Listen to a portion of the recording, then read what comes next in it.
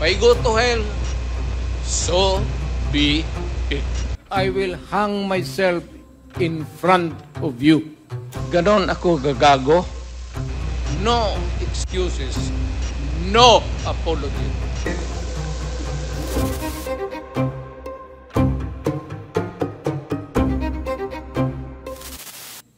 Your Honor, if there is an iota of truth, iota lang, baski konti lang, you can find out, may nilagay sa ng records. Now, I'm willing to execute an affidavit or kayo na lang to summon the banks pursuant to my waiver. Kung may totoo lang baski isa, I will hang myself in front of you. You can summon, I will sign a waiver, all banks, pati yung World Bank ng Amerika.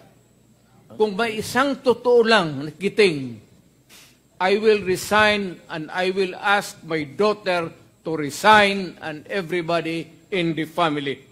That is my guarantee. And I will hang myself. I will sign it, the document, tomorrow. And I will hand it kasi magagawin pa ng abogado. But I said, if there is an iota of totoo yung sinasabi, I will hang myself in your presence. I will invite you all to be a witness. Bilang chairman ng Committee on Human Rights, wala tayong magagawa kundi imbestigahan natin lahat ng mga human rights violations. Tama, sir. Pero kayo po ang nagsabi na wala kayong pakialam sa human rights. At bakit po nyo nasabi yun? Hindi man ako empleyado ng Human Rights Office. I'm not trying to be funny. Wala akong pakialam sa human rights. Wala naman ako, hindi ako sa Kongreso, hindi ako member ng whatever.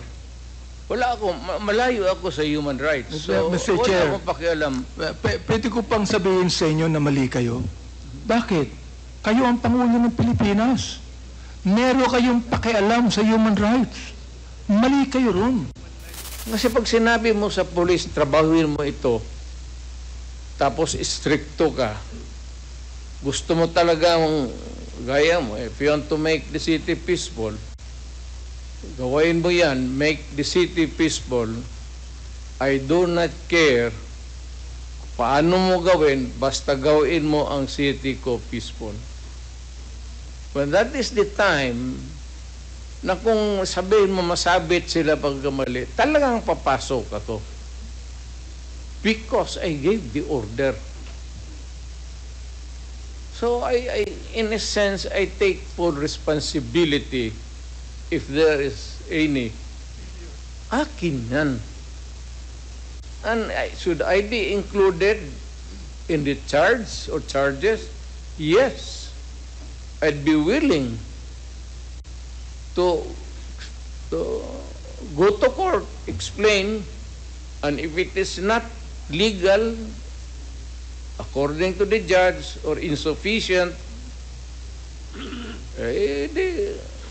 wala tayong magawa. Makulong tayo. But when I say I take full responsibility, meaning to say, if there is going to be an accounting for the actions of the police, you can include me because I gave the order. Pero yung kasi sabihin mong guilt, because guilt is personal. Hindi mo mapasa yan sa akin. But the order, sabihin mo yung order ng mayor, akin yan, that is different. Kung ano yung individual guilt doon, hindi, kung sabihin mo, overall, nakabulyaso yan, akin yan. Alam mo kasi, sir, pag sinabi mo, campaign against drug, I mean, as president, ginawa ko yan, it does not mean to say that you are free to kill, if you are free to rob, and rape. Eh, pag sinabi kong campaign against drug, you do it as a police officer. Nag-aral ka naman ng 2 years basic, sinunod mo lahat, you should follow. Not if you go out of the way, I cannot answer for you. Kung ano yung sa isip mo, bakit mo ginawa yan, only you can answer that question. Pero yung policy nakikita ng tao, talagang akin yan. Pag sinabi ng pumasok yung mga pulis doon at pinilit nila yung pumasok ng isang building, so if there is any liability, kasali na ako. Hindi na ako naghuhugas ng kamay. Ayon po sa batas, Mr. Chair, kayo po nakakaalam ng batas. Meron po bang authority ang isang public official na bumaril? O yung pong pulis lamang ang dapat bumaril? Anybody, any person who is a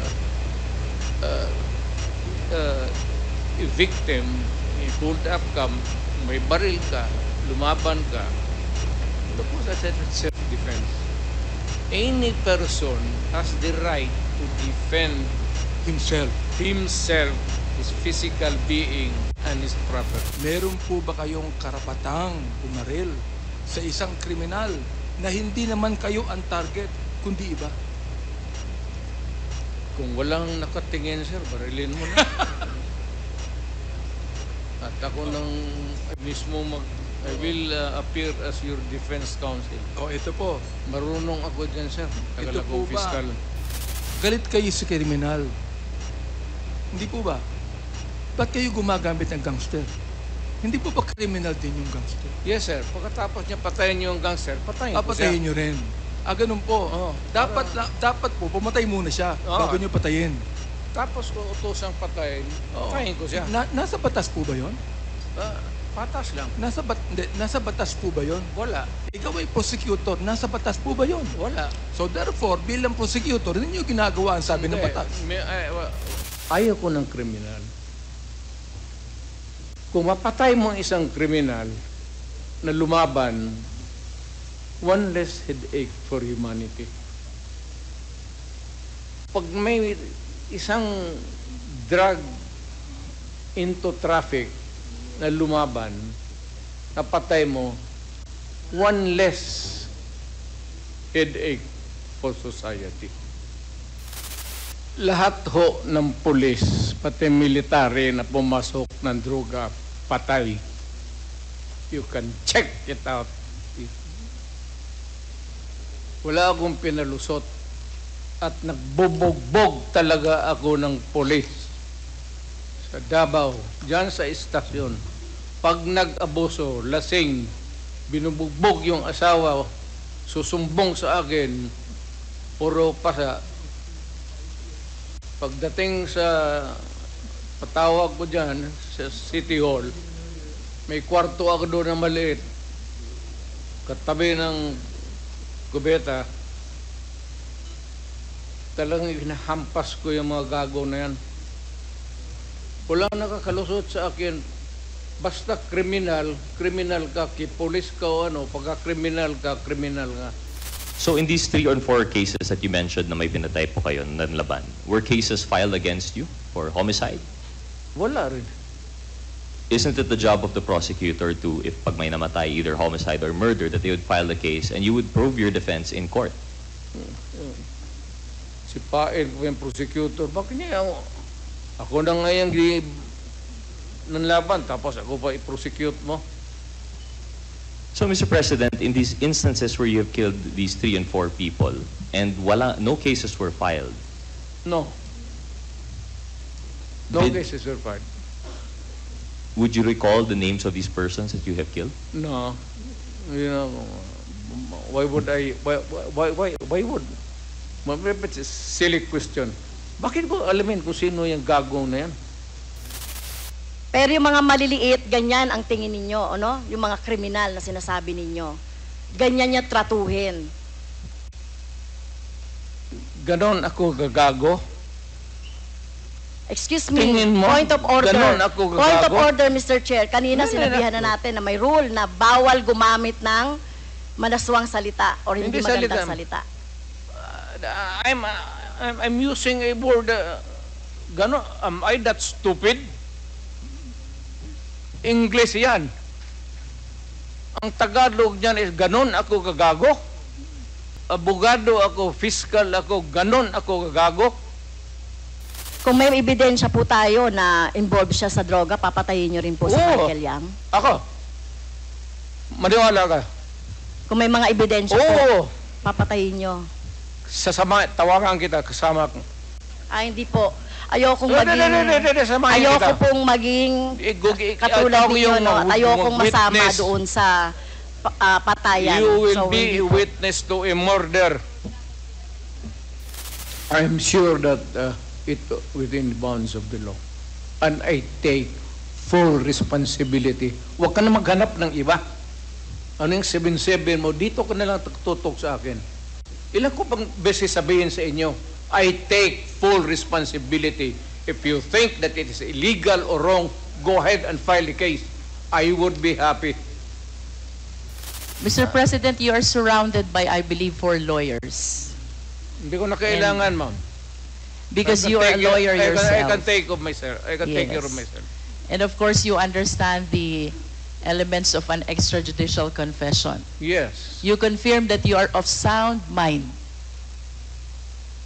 And not only that, body Yes. as well. You confirm that your statement is voluntary. Yes. And of course, you confirm that you understand the consequences of your extrajudicial confession.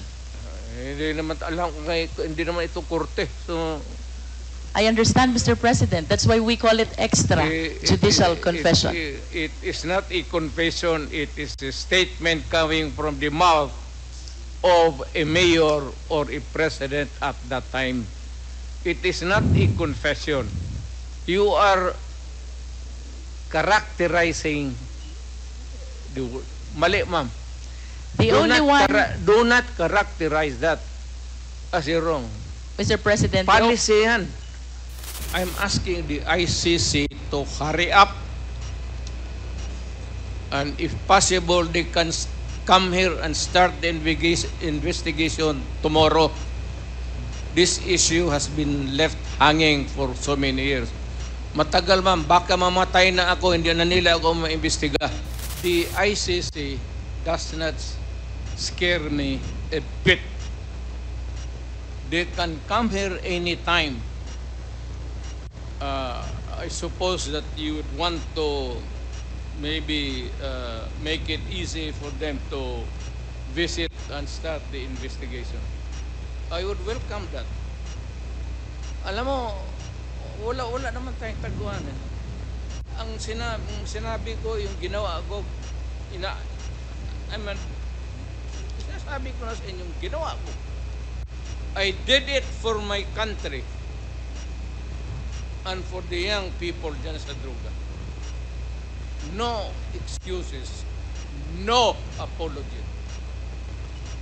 If I go to hell, so be it.